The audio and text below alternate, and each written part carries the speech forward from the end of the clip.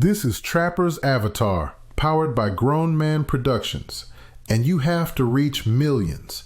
When I was younger, I always thought my life would be better if I could clone myself. Imagine it, one of me at work, one of me chasing dreams, one of me handling family life. That fantasy stuck with me for years. But then I watched Multiplicity, the comedy with Michael Keaton where he clones himself too many times, and each copy just gets worse. The copy of a copy of a copy, until the last version isn't even recognizable. Funny movie, but it taught me something. Cloning myself might not be the answer. Fast forward to today. I don't have clones, but I do have something wilder. I've got 3 avatars, a robot, 3 or 4 chatbots, and a virtual assistant.